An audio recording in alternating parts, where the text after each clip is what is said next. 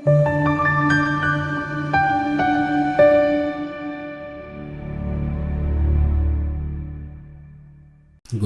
ukhuluma nawe kama upastor weNyithaleni Mfuleke.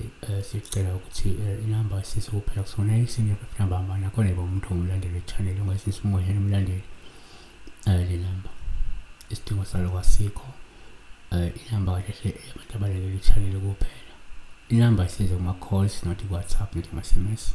Sibheka la abongile Kantsabo 6419 uthi ngolweni pastor wena cela ukubuza kusho uphupha Ntoni phupha kusho utsho Ntoni uphupha oPopeye wasithi cartoons in bracket. She dreamt of cartoons. The problem is she doesn't give us the full context of what the cartoons were saying or doing, because there should be some context. It's not like the cartoons were just freezed.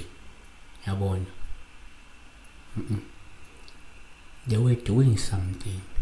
They were saying something. So there should be a meaning kulokusho nalokwenza. But again, asenza kanje because asabe kuthiwani bebenzani.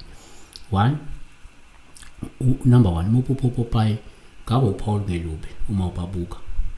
Ngoba lungavela ngoba kungenzeka kubuya nje umfanekiso oke wawubuka kumabona kude esikhathini sendlule. Kungenzeka uke wababona oPopeye lapha bese yabaphupha.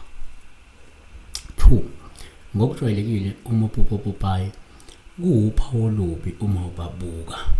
Lungasho kungenzeka kumele usukume uthole usizo ngokusheshsha lokugezwa noma ukuhlanjulula ngoba kunento eyisilwane mhlawumbe sizenza uPopeye kodwa sithunyelwa kuwe abathakathi. NgokukaMakho 1:23 kwakukhona ke esinekho umuntu onomoya ongcolile wamemeza wathi sina umsebenzi muni nawe Jesu waseNazaretha. 3, kwesinye isikhathi uma uPopeye kungaba uphawu olubi uma ubabuka labo Popeye lungabuya lukhomba kungenzeka nje kumele uqinise kakhulu emkhulekweni ngoba kade uvakashelwe nje yimimoya yobumnyama ngoba wena umuntu ongavikelekile. Ofuthi ngenzeka imimoya emibi akuyona imoya ethunyelwayo kumuntu ngasokesikhathi. Eminye imimoya emibi iya umuntu uyithola ngendlela. NgokaMathewu 12:43 nxa umoya ongcolile uphumile kumuntu uyadabula izindawo ezingenamanzi ufuna ukuphumula angakufumani khona uthi ngizakubuyela endlini yami engaphuma kuyo. Esefile efumani ize ishaneliwe isholisiwe abesehamba ke abuye nabanye umoya abayisikhombisa ababi kunaye bangene bahlale la kukhona ngomuntu ke.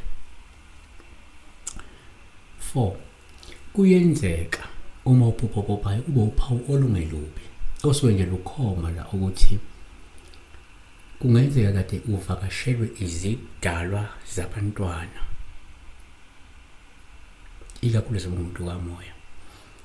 Kungaba ukuthi wena ungumuntu kamoya wembethwe idalwa zabantwana ubabona uPopeye noma cha bekuvakashile lezi idalwa zabantwana ngaleso sikhathi hayi ngoba wena umuntu kamoya.